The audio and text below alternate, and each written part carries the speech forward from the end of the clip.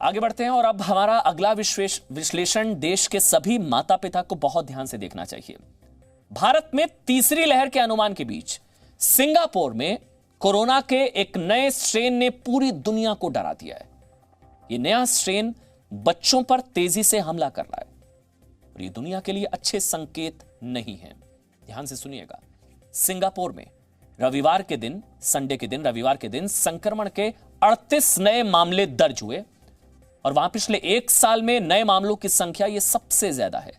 हालांकि आपको लग रहा होगा कि 38 मामले एक दिन में ज्यादा तो नहीं है, क्योंकि हमारे देश के कई गांवों में इससे ज्यादा मरीज इस वायरस से संक्रमित हुए हैं। लेकिन इन 38 मामलों ने ही सिंगापुर की सरकार को चिंतित कर दिया है। इस चिंता का कारण आपको बताते हैं। चिंता का कारण है कि इन 38 मरीजों में 4 बच्चे हैं जो कोरोना के नए वेरिएंट से संक्रमित हुए हैं और ऐसा दावा है कि यह वेरिएंट B1617 से मिलता जुलता है। B1617 से मिलता जुलता है। यह कोरोना का वही स्ट्रेन है जिसे इंडियन वेरिएंट कह के प्रसारित किया जा रहा है, क्योंकि इसका पहला मामला भारत में मिला था। लेकिन एक तथ्य यह भी है कि यह वेरिएंट यूके स्ट्रेन के म्यूटेट होने से बना है। यूके स्ट्रेन के म्यूटेट होने से बना है, यह बात कोई नहीं कहता। सिंगापुर की हेल्थ अथॉरिटीज ने बताया है कि ये सभी बच्चे एक दूसरे के संपर्क में थे और इसी वजह से उन्हें यह संक्रमण हुआ। इसी को देखते हुए वहां स्कूलों को बंद कर दिया गया है। एक आधिकारिक बयान ये भी बात सामने आई है, यह भी कही गई है कि वायरस का नया स्ट्रेन बच्चों को ज्यादा प्रभावित कर सकता है और यह काफी संक्रामक भी है। यानी कि वहां कोरोना ने बच्चों के लिए नया खतरा पैदा कर दिया है। सिंगापुर में बच्चों के लिए नया खतरा, जिसे देखते हुए 16 साल से कम उम्र के बच्चों को वैक्सीन लगाने की योजना पर सिंगापुर में अब काम शुरू हो चुका है, जिसकी मांग भारत में बहुत ज्यादा की जा रही है। आज दिल्ली के मुख्यमंत्री अरविंद केजरीवाल ने भी सिंगापुर में मिले वेरिएंट को बच्चों के लिए खतरनाक बताया और केंद्र सरकार से अपील करते हुए सिंगापुर के साथ हवाई सेवाएं तत्काल प्रभाव से रद्द करने की मांग की। अब यहां कुछ डॉक्टर्स ये भी बात कर रहे हैं, ये भी कह रहे हैं कि संभव है कि सिंगापुर में मिले वायरस का वेरिएंट म्यूटेट हो गया हो, यानी बदल गया हो और अब इसके निशाने पर बच्चे हो सकते हैं। इसलिए आज हम कह रहे हैं कि सिंगापुर से आई ये तस्वीरें दुनिया के लिए अच्छी खबर नहीं है। बताना जरूरी है, आपको आगाह करना जरूरी है, सचेत करना जरूरी है। खबर अच्छी नहीं है। आज इस पर नीति आयोग के सदस्य डॉक्टर वीके पॉल ने अहम जानकारी दी, जिसे आपको बहुत ध्यान से सुनना चाहिए। मेरा सवाल यह है कि वायरस के सिंगापुर वेरिएंट की भी बात हो रही है, इसमें क्या सच्चाई है? कहा जा रहा है कि बच्चों पर ज़्यादा असर करेगा तीसरी लहर के रूप में, और कर्नाटक में भी देखा गया है बच्चों के ज़्यादा मामले आने लगे हैं। तो सर इसकी क्या सच्चाई है? हम लोग वी आर एग्जामिनिंग ये जो रिपोर्ट जिसको आपने रेफर किया है, उन्होंने किस पर्टिकुलर वेरिएंट का कहा है उसके बारे में ऑथेंटिक बात इंफॉर्मेशन होगी rather than from unconfirmed sources, उसका जवाब देंगे। लेकिन जो बच्चों में कोविड का प्रभाव है उसके बारे में मैंने कोशिश करी कि मैं आपको क्लियर करूं what is known and how to respond to it, how we have the protocol, we have awareness, we have trained pediatricians, we have had webinars directed at child related COVID disease and so on.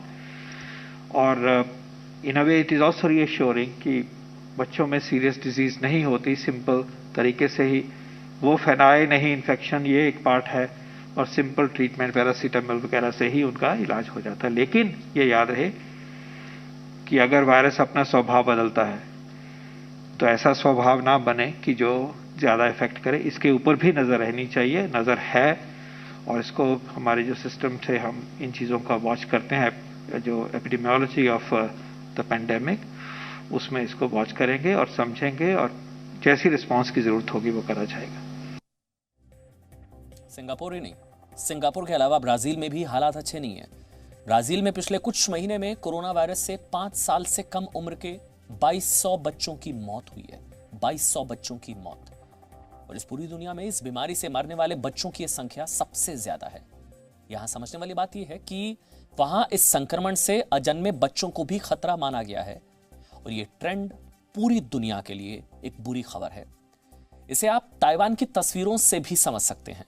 Taiwan ने अब तक corona virus के खिलाफ शानदार जंग लड़ी, लेकिन अब वहां पर भी संक्रमण तेजी से फैलने लगा है।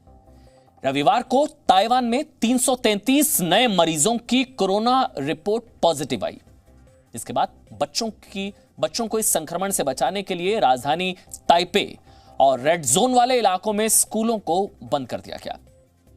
कुछ ऐसा ही हांगकांग में भी हुआ। वहां 4 महीने का एक बच्चा कोरोना से संक्रमित हो गया, 4 महीने का, जिसके बाद स्कूल जाने वाले बच्चों के लिए नियम सख्त कर दिए गए। अब वहां सभी बच्चों का कोरोना टेस्ट करना अनिवार्य होगा और एक क्लास में बैठने वाले बच्चों की संख्या भी अब कम होगी।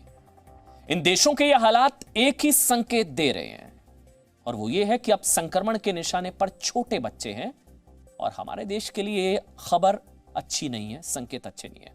भारत की कुल आबादी में 30% हिस्सा 18 साल से कम उम्र के बच्चों का है। ऐसे में अब हमारे देश के सामने सबसे बड़ी चुनौती है इन बच्चों को कोरोना के इस नए खतरे से बचाना है, क्योंकि वैज्ञानिक भी कह चुके हैं कि वायरस की तीसरी लहर आनी निश्चित है, वो आएगी, 3rd वेव आएगी, और इसमें बच्चों को सबसे ज्यादा खतरा होगा। इस खतरे से निपटने के लिए हमारे देश की क्या तैयारी होनी चाहिए, वो हम आपको 4 पॉइंट्स के जरिए बताते हैं। सबसे पहला पॉइंट, बहुत ध्यान से समझिएगा, बच्चों को संक्रमण से बचाने के लिए विशेष टास्क फोर्स बननी चाहिए।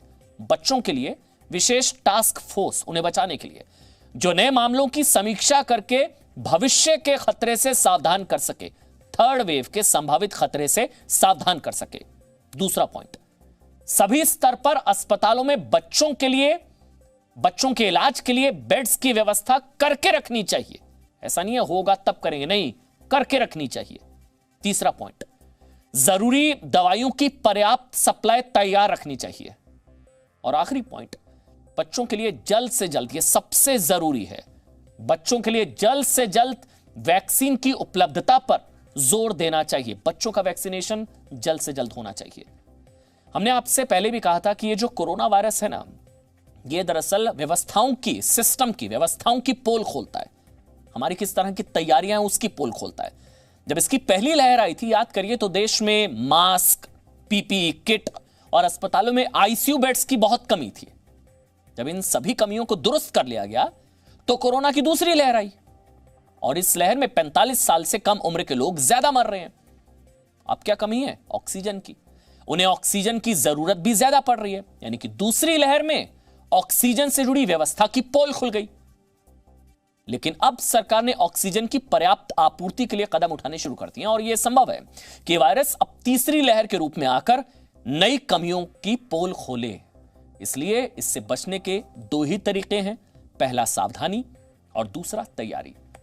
आपको बताते हैं, डच दार्शनिक डेसिडेरियस इरेज़मस ने कहा था कि prevention is better than cure. Hindi में इसका अर्थ है, इलाज से बेहतर है बचाव, और बचाव के लिए जरूरी है सावधानी, तैयारी। इसलिए आज हम आपसे कहना चाहेंगे कि वो समय आ गया है जब आपको अपने मास्क के साथ बच्चों के भी मास्क की चिंता शुरू कर देनी चाहिए।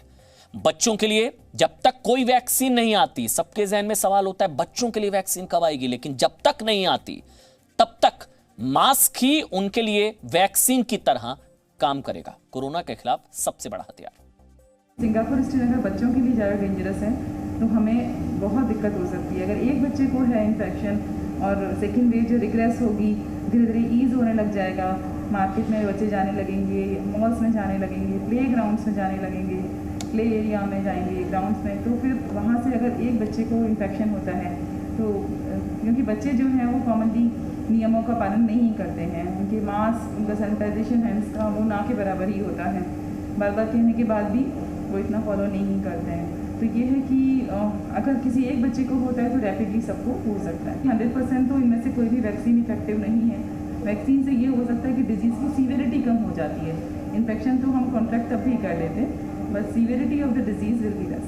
तो with the same thing with this Singapore strain as well कि इन्फेक्शन हो सकता है बच्चों को, लेकिन उसका जो एक्सटेंट होगा डिजीज़ का वो इतना ज़्यादा सीवियर नहीं होगा। ये बहुत हाई प्रोबेबिलिटी है कि सेकेंड वेव जैसे ही रिग्रेस होगा बच्चे फिर से जाएंगे और सबसे पहले जाएंगे, तो उस टाइम उनको वार्न करना है कि क्लोज नहीं होना है, हैंड सैनिटाइज करना है, डिस्टेंसिंग करना है। Presenting V News app available on Google Play and App Store. Download it now.